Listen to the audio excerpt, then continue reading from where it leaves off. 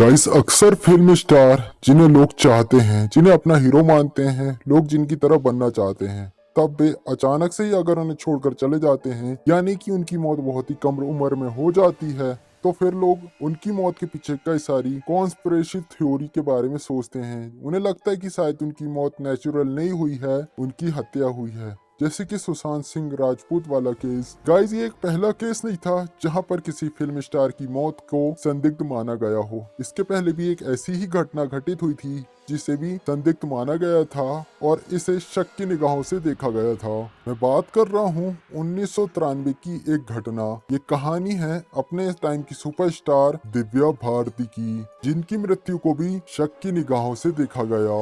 हम बात करें दिव्या भारती की, तो दिव्या भारती की मृत्यु को ऑन पेपर आत्महत्या के रूप में इंक्लूड किया गया, पर कुछ लोगों ने इस घटना को अलग ही नजरिए से देखा। तो गाइस, क्या था दिव्या भारती की मौत की सच्चाई? दिव्या भारती की मौत की असल सच्चाई क्या थी? ऐसी कौन सी घटना दिव्या भारती के साथ घटित हुई थी? और ये जो घटना दिव्या भारती के साथ घटित हुई, उस समय उनके साथ कौन था? और आखिर दिव्या भारती की मौत का शक, एक तरीके से आरोप, उनके पति साजिद नाडियावाला से कैसे जोड़ा गया, आरोपी रूप में इन्हें देखा गया, और क्यों आखिर इसे अंडरवर्ल्ड की साजिश कही गई, समझते हैं इस वीडियो में। दिव्या भारती, जिनकी मौत के बारे में हम समझें, इससे पहले कि हम इनके शुरुआती करियर के बारे में बात करें। दिव्या भारती, जिनका जन्म 25 फरवरी 1974 को मुंबई में हुआ था। इनके पिता ओम प्रकाश भारती और मां नीता भारती थी।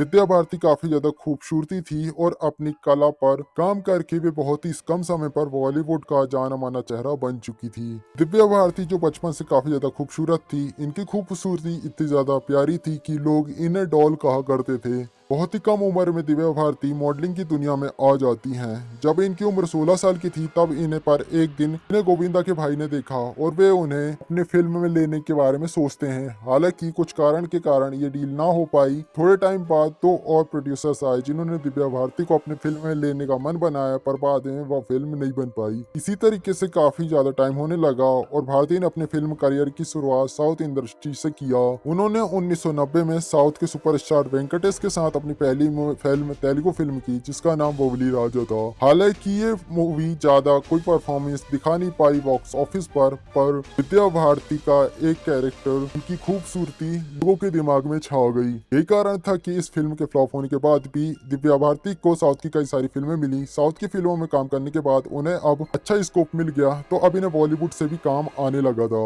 फिर 1992 में इन्हें इनकी पहली हिंदी फिल्म विश्वासघातक मिली। हालांकि फिल्म ज्यादा नहीं चली, पर इस फिल्म का पहला फेमस सॉन्ग, जो कि मेरा भी फेमस सॉन्ग था क्या है, सात समुंदर पार में तेरे, ये काफी ज्यादा फेमस हुआ और दिव्या भारती इसके साथ पूरी दुनिया में ही फैल गई, इनकी ख्याति। फिर इसके बाद दिव्या भारती को कई सारी फिल्में मिलने लगी और हर बड़ा प्रोड्यूसर दिव्या भारती के साथ काम करना चाहता था। यहाँ तक ये कहा जाता है कि उस समय की जितनी भी बड़ी हिनोरी थी, सारी की सारी एक्ट्रेसों से काम छीनकर दिव्या भारती को ही मिलता था। इसके कारण दिव्या भारती 90s की हाईएस्ट पेड बॉलीवुड एक्टर बन जाती हैं। जहां पर उनका फिल्मी करियर आगे बढ़ते जा रहा था, वहीं उनकी पर्सनल लाइफ में भी काफी सारे चेंजेस हो रहे थे। उनकी पहली सुपरहिट फिल्म 16 और शबनम की शूटिंग के बीच ही गोविंदा ने इनकी मुलाकात डायरेक्टर प्रोड्यूसर साजिद नाडियावाला से करवाई थी। हमेशा की तरह, बाकी की तरह साजिद नाडियावाला भी दिव्या भारती की खूबसूरती पर खो गए। यहाँ पर ये दोनों की भी दोस्ती हो जाती है और धीरे धीरे ये दोस्ती प्यार में बदल जाती है। फिर चुपते छुपाते इन्होंने गुपचुप तरीके से दुनिया से बचते हुए दिव्या भारती सबसे पहले सना नाडियावाला में बदलती है, यानी कि पहला लव जिहाद तो तुम कह सकते हो। हालांकि बैक टू द स्टोरी, फिर 10 मई 1992 को सबसे पहले वे अपने धर्म को बदलती हैं और फिर साजिद नाडियावाला से वे शादी कर लेती हैं। इस शादी को गुप्त रखने की ये खासियत थी, क्योंकि उस समय एक ट्रेंड था कि शादी के बाद एक्ट्रेस की फैन फॉलोइंग काफी ज्यादा घट जाती थी, उन्हें काम मिलना बंद हो जाता था, इसलिए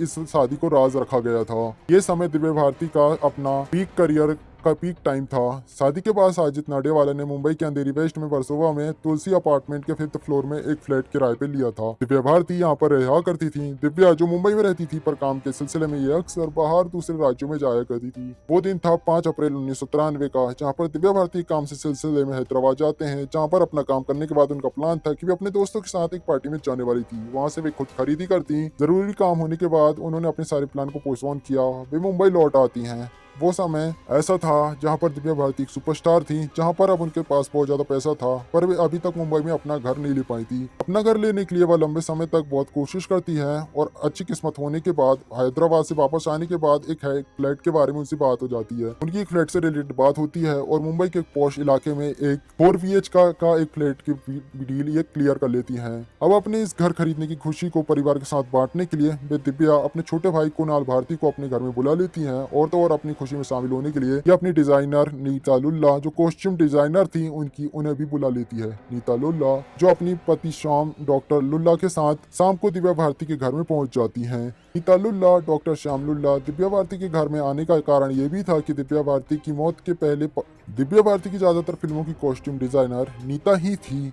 ये छोटी सी पार्टी थी जहां पर नीता और दिव्या अपने आने वाली फिल्म आंदोलन की कॉस्ट्यूम की फाइनल करने के बारे में सोचती हैं। इन सभी बातचीतों के बीच घर में ये तीनों ही शराब को पीते हैं। शाम को नीता और दिव्या के अलावा इस घर में और भी एक आदमी था। वो था बचपन से दिव्या भारती की देखरेख करने वाली आया अमृता कुमारी। मीटिंग के बीच अमृता कुमारी जो की किचन में इन सभी के लिए स्नैक को तैयार कर रही थी और इस समय तक साजिद नाडियावाला यानी दिव्या भारती के पति अभी तक घर नहीं लौटे हुए थे। बातचीत और शराब शुरू हो जाती है और 11 साढ़े 11 बजे तक ये लोग शराब पीते हैं। दिव्या का भाई कुणाल अभी भी यहाँ पर था, पर देर रात तक जरूरी काम को कहकर वहां से जा चुका था। इसी बीच दिव्या भारती जो हॉल में जाती है, नीता श्याम यहीं पर बैठे हुए थे, जहाँ पर दिव्या जो अपनी ग्लास में फिर से शराब भर कर टीवी ऑन करने के बाद थोड़ी देर वहां पर बैठती हैं। थोड़ी देर बाद बैठने के बाद वो बालकनी की तरफ जाती हैं। बालकनी जहाँ पर एक खिड़की बनी हुई थी, ये तुलसी अपार्टमेंट की एकमात्र ऐसी खिड़की थी जहाँ पर लोहे का ग्रिल नहीं लगा था। बताया जाता है कि दरअसल दिव्या जो अपने आप का अच्छा टाइम स्पेंड करने के लिए यहाँ पर अक्सर बैठा करती थी। हमेशा की तरह इस रात को भी दिव्या भारती अब शराब को हाथ में लेकर इस खुली खिड़की में आकर बैठ जाती हैं। बैठते समय वो हाल में बैठी हुई नीता से बात कर रही थी। नीता से दिव्या भारती तभी खिड़की पर ठीक तरीके से बैठ नहीं पाई थी कि तभी वे अपनी गर्दन दूसरी तरफ घुमाकर बाहर वाले लोगों से बात करने की कोशिश करती है जो बाहर बैठे थे, कि तभी अचानक से उनका बैलेंस बिगड़ जाता है और वे अचानक से ही नीचे गिर कर सीधे 5वें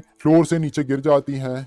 ये इतना तेजी से हुआ था कि जो किचन में अमृता थी उन्हें भी समझ नहीं पाता कि आखिर ये क्या हो गया। दिव्या के गिरते ही अचानक से अमृता जोर से चिल्लाती है। अमृता की चीख को सुनकर नीता और श्याम जो हॉल पे बैठे थे वे नीचे जाते हैं। यह बात सुनकर आसपास के फ्लैट के दूसरे वाले लोग भी नीचे आ जाते हैं। नीचे दिव्या जो खून से लथपथ थी वह बेशुद्ध पड़ी हुई थी। उनके शरीर में कोई भी हरकत नहीं हो रही थी, उनकी सांसें अभी भी चल रही थी। डॉक्टर श्याम लुल्ला दिव्या को वहां पर मौजूद लोगों की हेल्प से आर्यन कपूर हॉस्पिटल ले जाते हैं। ये वो हॉस्पिटल था जहाँ पर कई सारे बॉलीवुड स्टार के शव ले जाए जाते हैं। पहले पास मिल जा चुके थे। वहीं श्याम की पत्नी नीता घर की नौकरानी के साथ दिव्या के माता पिता के यहाँ पर इस बात को बताने के लिए चली जाती हैं कि वो उन्हें बताएंगे कि दिव्या नीचे गिर गई। अस्पताल पहुंचकर दिव्या को बता दिया गया कि वह उनकी मौत हो चुकी है, यानी कि अस्पताल पहुंचने से पहले ही दिव्या की मौत हो चुकी थी। 19 साल की उम्र में ही दिव्या का इस दुनिया से अलविदा हो जाता है।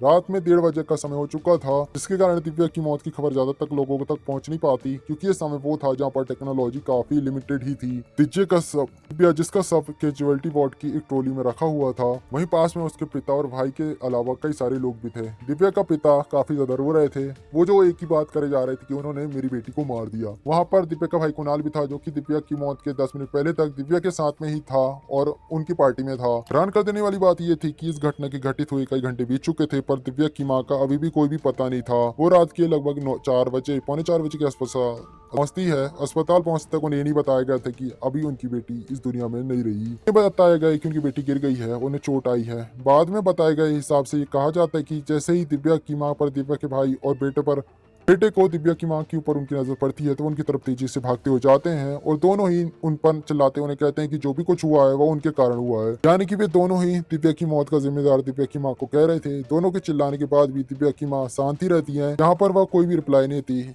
ये बात कोई भी आज नहीं समझ पाया कि आखिर दिव्या की मौत के लिए दिव्या का भाई और पिता उनकी ही माँ को आरोपी क्यों बता रहे थे। वहीं दिव्या की माँ इतनी देर बाद अस्पताल क्यों आई। ये सब एक संदिग्ध बातें हैं जो कि दिमाग में शंकाओं को जगह देती हैं। हालांकि थोड़ी देर बाद उनकी माँ वहाँ से निकल जाती हैं। अब तक दिव्या के पति साजिद नाडियावाला को भी दिव्या की मौत की खबर हो चुकी थी। थोड़ी देर बाद साजिद अस्पताल पहुंच जाते हैं और वे उस वार्ड में जाते हैं जहाँ पर दिव्या के शव को रखा गया था। दिव्या को देखने के बाद साजिद जो कि चुपचाप से शांत रहते हैं, यहाँ पर वो कुछ भी रिएक्ट नहीं कर पाते और थोड़ी देर बाद वह नीचे गिर बेहोश हो जाते हैं। डॉक्टर उन्हें भर्ती करते हैं। डॉक्टर का कहना था कि ये सदमे को बर्दाश्त नहीं कर पाए और शॉक की हालत में जा चुके हैं। साजिद जिसकी स्थिति बिगड़ने लगती है और उन्हें तुरंत ही आईसीयू में एडमिट कराने की नौबत आ चुकी थी। थोड़ी देर बाद साजिद जो होश में आ चुके थे पर उनका व्यवहार अब बदलने लगा था। वे अजीब सी हरकतें कर रहे थे और अंत में उन्हें कुछ दवाई देकर डॉक्टर की निगरानी में सुला दिया गया था। आ चुका था 6 अप्रैल 1993 का दिन, जहां पर अब सुबह का समय हो चुका था। दिव्या की मौत की खबर अब मुख्य लोगों की तरफ पहुंच चुकी थी, जो कि इंडस्ट्री से जुड़े हुए थे। अब दिव्या को देखने के लिए सबसे पहले आने वाले लोगों में से प्रहलाद निहलानी लोग थे, जो कि अपनी पत्नी और बेटे के साथ दिव्या को देखने के लिए आए हुए थे। वहीं दिव्या को देखने के लिए आने हुए कुछ लोगों में से सैफ अली खान, संजय कपूर, बोनी कपूर और गोविंदा भी थे। वहीं मौके पर पुलिस भी पहुंच चुकी थी और लोगों के बयान दर्ज करना शुरू कर चुकी थी। सभी कागजी कार्रवाई होने के बाद दिव्या का पोस्टमार्टम कराया जाता है। पोस्टमार्टम में बताया जाता है कि ऊंचाई से गिरने के कारण दिव्या के सर में काफी गहरी चोट आई थी और काफी ज्यादा इंटरनल ब्लीडिंग हुई, जिसके कारण उनकी मौत हो गई। औरतों और जांघ की हड्डी और कई सारे बॉडी पार्ट्स टूट चुके थे। जांच पड़ताल के बाद 7 अप्रैल 1993 को दिव्या का शव उनके परिवार वालों को दे दिया गया। फॉर्मेलिटीज पूरी होने के बाद मुंबई के विले पार्ले स्टेडियम मैट्रिमोनियम में दिव्या का अंतिम संस्कार किया जाता है। ये रस्म साजिद नाडियावाला पूरी करते हैं। दिव्या अब इस दुनिया को छोड़कर जा चुकी थी, पर उनके जाने के बाद भी उनके पीछे कई सारे सवाल खाली पड़े हुए थे, जिनके जवाब अभी तक किसी के पास में नहीं थे। सबसे बड़ा सवाल ये था कि ये जो घटना घटित हुई, जो घटना दिव्या के साथ घटित हुई, क्या ये सुसाइड थी या फिर ये एक साजिश का हिस्सा? क्या दिव्या नशे में ऊंचाई से नीचे गिर गई? क्या ये एक्सीडेंट था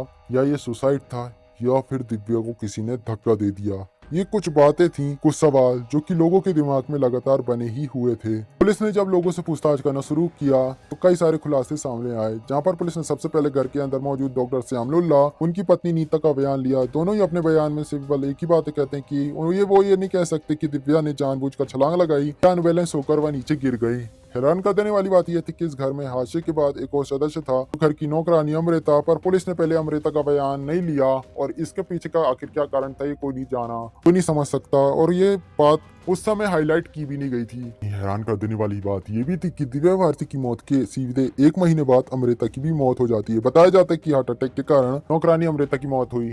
हालांकि पुलिस 4 साल तक इस मामले की जांच करती है, पर फाइनली सभी तरीके से सोचने के बाद पुलिस दिव्या भारती की मौत को सीधे ही एक्सीडेंट मौत बताती है। पुलिस किसी भी तरीके की साजिश से साफ मना कर देती है, इनकार कर देती है। पुलिस ने अपनी जांच पर इसे हादसा बता दिया था, पर बाद में कुछ अनऑफिशियल सोर्सेज कई सारे खुलासा करते हैं। जैसे कि एक बात कही जाती है कि जब विद्या, जो कि हैदराबाद से वापस आती है, तो वहां से वह एक दोस्त की पार्टी में जाती है, जहाँ पर वो बहुत ज्यादा शराब पीती है और नशे में ही घर वापस आती है, जहाँ पर साजिश से उनके साथ फाइट होती है और लड़ाई के दौरान साजिश घर से बाहर जाने लगते हैं, जिससे दिव्या उनसे कहते हैं कि अगर वह 10 मिनट में वापस नहीं आया तो वह उसे वापस कभी नहीं देख पाएगा। साजिद काफी देर तक वापस नहीं आते और दिव्या की मौत की खबर आती है। दिव्या की करीबी रही एक और दोस्त एक दावा करती कि दरअसल दिव्या की मौत के पहले किसी बात को लेकर दिव्या और साजिश में काफी ज्यादा झगड़ा होता है। दिव्या, जो कि सीवियर डिप्रेशन जैसी कंडीशन से गुजर रही थी, और लड़ाई के दौरान दिव्या काफी ज्यादा एग्रेसिव भी हो जाती थी। बात बढ़ता हुआ देखकर साजिश डॉक्टर श्यामलुल्ला को तुरंत फोन करके अपने अपार्टमेंट में बुलाते हैं। डॉक्टर श्याम अपनी पत्नी नीता के साथ भी जाते हैं। दोनों ही पति पत्नी साजिश के यहाँ पहुंचती है, तब दिव्या और साजिश दोनों ही फाइट कर रहे थे। दिव्या का भाई कुणाल भी वहाँ पर था।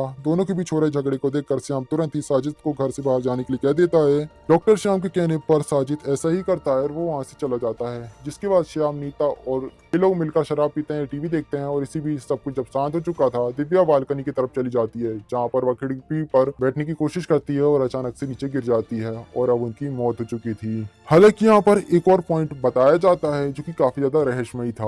वो ये था कि जिस खिड़की से दिव्या भारती गिरी थी उसके नीचे एक पार्किंग हुआ करती थी, जहाँ पर हमेशा कोई ना कोई कार खड़ी रहती थी, पर दिव्या भारती जब खिड़की से गिरी वहाँ पर कोई गाड़ी नहीं थी। हो सकता है ये कोई इत्तेफाक हो, जिसके कारण दिव्या सीधे कंक्रीट की जमीन पर गिरी और वे मारी गई। उस रात गाड़ी का ना होना ये एक इत्तेफाक था या फिर एक साजिश, ये कोई नहीं बता पाया। इस तरीके के कई सारे सवाल और परिस्थितियां थी जो कि इसे साजिश का रूप दे रही थी। हालांकि कोई भी सबूत ऐसे बाहर नहीं आए जिस जो ये साबित कर पाए कि ये आत्महत्या या एक्सीडेंट नहीं बल्कि मर्डर है। तो गाइस, ये थी दिव्या भारती की कहानी, जो कि अपने टाइम की मशहूर एक्ट्रेस थी, या यूं कहें नंबर 1 एक्ट्रेस, जो कि अपने टाइम में हाईएस्ट पेड एक्ट्रेस का खिताब भी हासिल कर चुकी थी, जो कि 19 साल की उम्र में ही हमें छोड़कर चली गई। So guys, I hope video आपको अच्छा लगा। गाइस, वीडियो अच्छा लगा प्लीज वीडियो को लाइक और चैनल को सब्सक्राइब करें, क्योंकि मैं इसी तरीके की मुख्य क्राइम की घटनाएं चैनल में इसी तरीके से एक्सप्लेन करता हूँ। गाइस, वीडियो अच्छा लगा, वीडियो लाइक और चैनल को सब्सक्राइब करें। मिलते हैं नेक्स्ट वीडियो में, तब तक के लिए बाय।